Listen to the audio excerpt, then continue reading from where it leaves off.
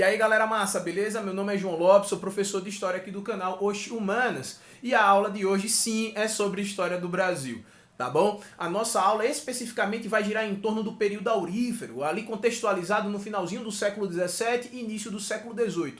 Tem dúvida sobre o assunto? Tem curiosidade sobre o assunto? Nunca entendeu esse assunto? Assista esse vídeo até o final. Curta esse vídeo, já se inscreve no canal, compartilha com os teus colegas e vamos nessa!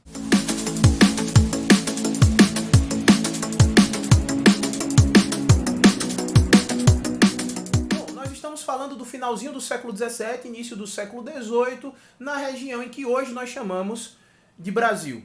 Fazendo uma retrospectiva desde o início da chegada do colonizador até o momento da nossa aula, nós temos o período pré-colonial, que vai de 1500 a 1530, onde você tem uma extração predatória de pau-brasil, né, que é armazenado em feitorias e é exportado. É o primeiro contato que o colonizador vai ter com os nativos, né, o encontro entre esses dois mundos.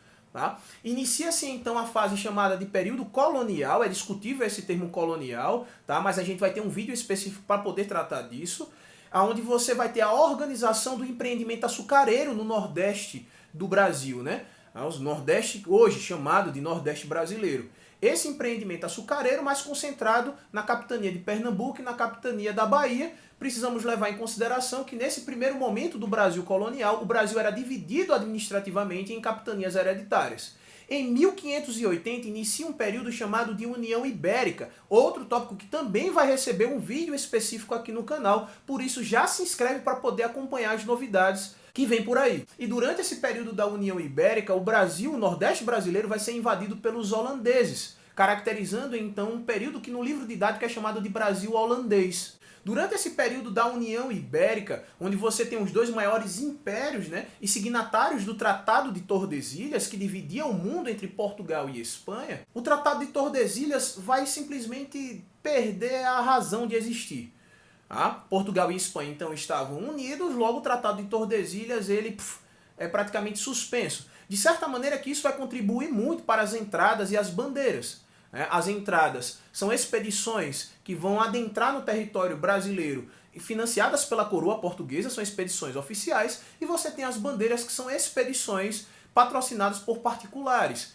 Tá? Tanto as entradas quanto as bandeiras vão contribuir muito para a interiorização no nosso território e reconhecimento do nosso território. E são exatamente essas bandeiras, são exatamente essas expedições que acabam encontrando o que Portugal estava procurando há mais de 200 anos aqui no território brasileiro, ou melhor, em todas as suas colônias, que era ouro. Uma lembrança de contexto, pessoal, jamais desconecte a história do Brasil com a história do mundo. Nós estamos falando de um contexto marcado pelo antigo regime, né? Ou seja, monarquias absolutistas, marcadas pelo mercantilismo, o que vai gerar o colonialismo. Tá?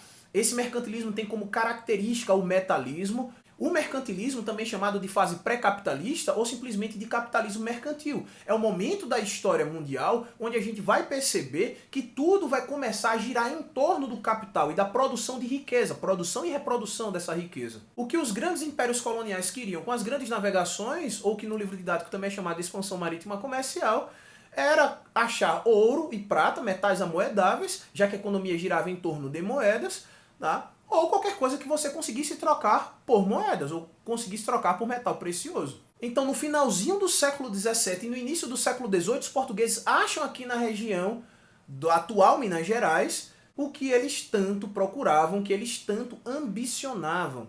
Só que tem outro detalhe nessa história, outro detalhe contextual que você precisa conectar muito bem quando sentar a bunda na cadeira, quando olhar para o livro, quando começar a grifar, quando começar a fazer o teu resumo e teus esquemas, teus mapas mentais ou do jeito que tu quiser estudar, que é o fato de que, sim, você vai ter a invasão holandesa, os holandeses não vão invadir só o Brasil, vão invadir regiões onde existiam uma grande quantidade de praças de comércio de humanos, né, de viventes, de escravizados. Ou seja, o fornecimento de mão de obra para o Brasil começa também a ser controlado pelos holandeses com as invasões. E quando esses holandeses eles são expulsos depois da União Ibérica, esses holandeses deixam de ser um grande parceiro comercial do empreendimento açucareiro e acabam se transformando em grandes rivais, em grandes concorrentes, porque eles começam a plantar cana-de-açúcar e produzir açúcar na região das Antilhas, no atual Caribe.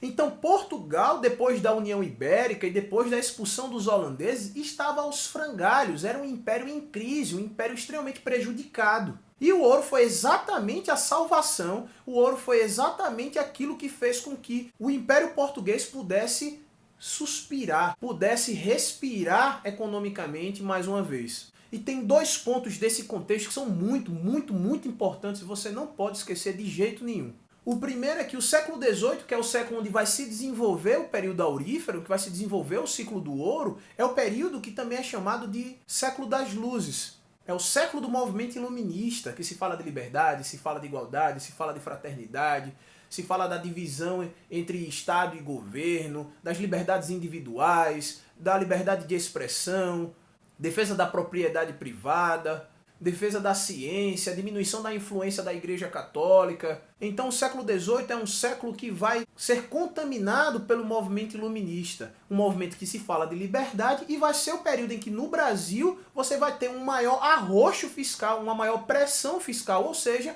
um maior controle do Império Português aqui no Brasil. Ou seja, o período que se falava de liberdade lá no continente europeu vai ser o período em que o Brasil vai ser mais apertado, vai ser mais controlado pela metrópole. O segundo ponto é a relação diplomática e econômica entre Inglaterra e Portugal. Portugal e Inglaterra estabeleceram um tratado, fica conhecido historicamente como Tratado de Panos e Vinhos, e esse tratado garantia a compra de vinhos portugueses pela Inglaterra e a compra de produtos manufaturados e de tecido da Inglaterra por parte de Portugal. De certa maneira que Portugal vai se endividar muito com a Inglaterra. E a gente vai acabar percebendo que muito desse ouro que vai ser extraído das regiões das minas, do interior do Brasil, vai acabar servindo para poder pagar dívida com a Inglaterra. E isso vai contribuir muito, mas muito, para que a Inglaterra pudesse então desenvolver a sua famosa Revolução Industrial. Essa conexão é muito importante e às vezes a gente não pega quando está lendo o livro didático. Beleza? Bom, então, se achou ouro na atual região das Minas Gerais.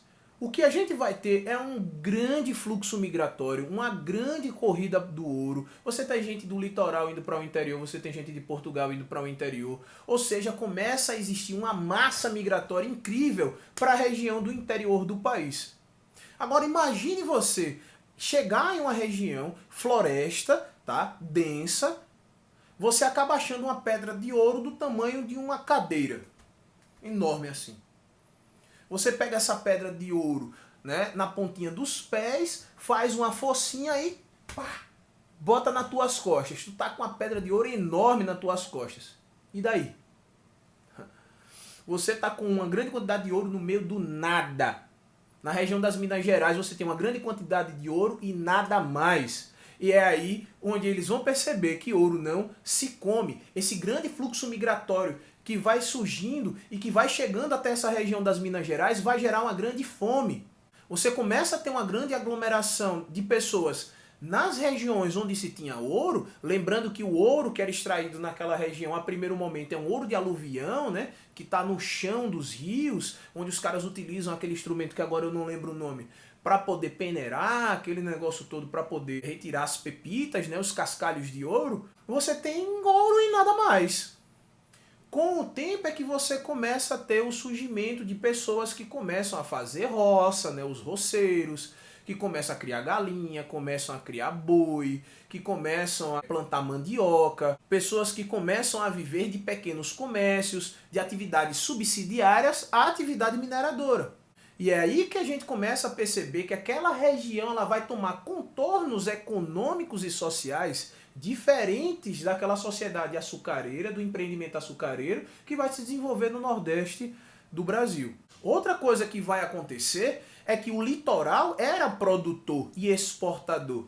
Só que com o tempo esse litoral também vai começar a produzir para poder vender para o interior. Então entende o gráfico, ele é fácil, ele é construído na tua cabeça, né? Na tua mente eu acho que vai ficar bem claro. O interior tinha ouro e não tinha produto, o litoral tinha produto, mas não tinha ouro. Isso vai contribuir para que transformações econômicas e sociais aconteçam aqui na região da colônia. Bom, gente, então repetindo, você tem uma corrida do ouro, faz uma grande quantidade de pessoas irem para lá, você tem ouro, mas não tem produto, na região do litoral você tem produto, mas não tem ouro, isso vai contribuir para um comércio interno, Você começa a ter então uma colônia que vai começar a produzir para esse produto ser consumido internamente. Beleza? Isso vai contribuir muito para as conexões entre o litoral e o interior. E nessas conexões é muito importante a atuação dos tropeiros. Dar uma lida sobre os tropeiros é interessante você estabelecer, inclusive, a relação que já caiu no Enem, que é dos tropeiros e do feijão tropeiro, que tem tudo a ver. Outra coisa que a gente precisa levar em consideração é que na região das Minas Gerais, ao contrário do que vai acontecer no empreendimento açucareiro, você vai ter, além daquele que é detentor de escravo, dono de escravo, e além do escravo, você vai ter uma massa. Não é que no empreendimento açucareiro nós não tivéssemos pessoas livres, pobres, e que não fossem nem senhoras de escravos, tá? E nem escravos. Mas na região aurífera a gente vai ter uma massa de pessoas que nem eram de uma elite econômica e política e nem eram escravos. Ou seja, pessoas escravizadas. Faziam parte de uma classe média, faziam parte de uma pequena burguesia. Eram pessoas donas de pequenos negócios, eram pessoas que eram livres, mas que negociavam. Por conta da grande quantidade de ouro, por conta da riqueza que era muito pungente, a gente vai ter médicos, a gente vai ter professores, a gente vai ter intelectuais, a gente vai ter advogados. Então você tem a composição de uma classe média dentro da região das Minas Gerais. Outra coisa que é importante é que essa região ela vai ser também marcada por uma possibilidade de mobilidade social, o que era mais difícil no empreendimento açucareiro. Tá? Um exemplo disso é a história da Chica da Silva. Então dá uma pesquisada também sobre a história da Chica da Silva, que é um exemplo disso. Você tem essa capacidade de mobilidade social, tá bom? Então a região aurífera é uma região de uma sociedade mais urbana, de uma dinâmica social diferente daquela que existia no empreendimento açucareiro. Era uma sociedade de comércio muito forte.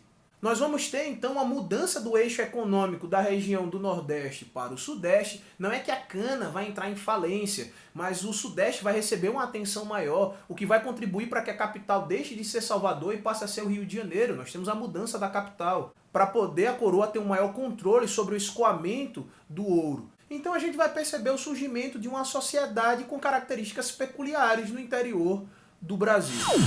E como a coroa portuguesa vai se organizar para evitar que esse ouro tão desejado por tanto tempo não lhe escapasse pelas mãos? Só para situar a gente no tempo, de 1580 a 1640, repetindo, é o período da União Ibérica. Tá bom? Em 1654, ou seja, 14 anos depois da União Ibérica, você tem a expulsão dos holandeses aqui do Brasil. Holandeses que vão entrar aqui em 1630. Eu vou deixar aqui embaixo as datas, não é para a gente decorar, é apenas para a gente se localizar. Beleza? Em 1643 vai ser criado um órgão chamado de Conselho Ultramarino. Lembre que Portugal, depois da União Ibérica, está em crise e esse Conselho Ultramarino ele vai ser criado com o objetivo de melhor administrar as possessões coloniais do Império Português, né? As suas colônias além-mar, ou seja, no ultramar. A metrópole portuguesa vai criar em 1702 as Intendências das Minas. Era um órgão responsável por administrar a exploração de ouro naquela região. Ela era responsável pela distribuição dos lotes que iriam ser explorados, chamados de datas. A gente vai perceber que esse controle metropolitano na região das Minas vai estar completo a partir de 1720 com a criação das casas de fundição, onde, para melhor controlar a extração de ouro, a coroa vai proibir a comercialização de ouro em pepitas ou em cascalhos e obrigar as pessoas a derreter esse ouro, a fundir esse ouro. E esse ouro iria ser derretido nas casas de fundição. No ato do derretimento, era extraído 20% daquele ouro que você tinha levado, ou seja, 1/5 daquele ouro. Esse imposto vai ser chamado de quinto. A instalação das casas de fundição vão acabar contribuindo para o surgimento de outra revolta, que vai estar no vídeo de revoltas nativistas, que é a revolta de Filipe dos Santos, ou a revolta de Vila Rica. Com o objetivo de aprofundar ainda mais o controle fiscal sobre as regiões mineradoras, vai ser estabelecida a finta, ou a meta, de 100 arrobas de ouro anuais para cada município, como pagamento do quinto. E para piorar, e para aumentar então a arrecadação e garantir a arrecadação desse tributo, vai ser instituída a derrama, que vai ser um dos motivos para outra revolta, só que essa é emancipacionista, que é a Inconfidência Mineira, que também vai estar nesse vídeo, de revoltas coloniais. Que nada mais era do que a cobrança desses impostos feitas por soldados, que vão ser chamados de dragões, e que tinham o objetivo de garantir a arrecadação dessas 100 arrobas de ouro, a qualquer custo. Tudo isso durante o século XVIII. Então o Brasil vai estar sendo extremamente arrochado fiscalmente, pressionado fiscalmente, controlado pela metrópole em um século que é marcado pelos ideais iluministas de liberdade. Veja que contradição, né? Que vai contribuir muito para a Conjuração Baiana, para a Inconfidência Mineira, que vão acontecer no finalzinho do século XVIII. Além de toda essa cobrança, ainda temos a captação, que vai ser um imposto que vai ser cobrado por cabeça, o que vai contribuir muito para que os donos de escravos exaurissem ao máximo, né, explorassem ao máximo os seus escravos, para que eles não ficassem no prejuízo, já que eles pagavam por cabeça. E o diamante? Sim, galera, também foi achado diamante naquelas regiões. Só que diamante não dá para derreter, diamante não dá para repartir, diamante não dá. É uma questão bem simples da gente entender. Como o ouro é mais maleável, dá para você derreter aquela coisa toda e o diamante não dá, o que vai acontecer é a compra de lotes para que você pudesse explorar uma determinada região. Achou diamante? Viva! Não achou diamante? Se prejudicou, ou seja, não deu certo. Esses caras eram chamados de contratadores, eles adiantavam a parte da lucratividade que eles poderiam ter naquela região para a coroa portuguesa, tinham o direito de explorar, beleza? Só que isso acabou não dando certo, e aí a extração de diamante e a exploração desse diamante ficou a cargo da coroa. Ou seja, o próprio governo português vai assumir as rédeas da exploração de diamante, o que fica conhecido nos livros didáticos como real extração. Beleza? Galera, olha só. Felipe dos Santos, Tiradentes, os intendentes, os inconfidentes já deixaram like, já se inscreveram no canal, não fica para trás para poder estar acompanhando as novidades aqui no canal. A aula de hoje é essa aí, espero que vocês tenham gostado, espero que eu tenha tirado todas as suas dúvidas. Se você tem alguma dúvida, se você tem alguma sugestão de vídeo, deixa aqui nos comentários, vamos conversar, vamos bater um papo. Pessoal, até a próxima, tchau, tchau.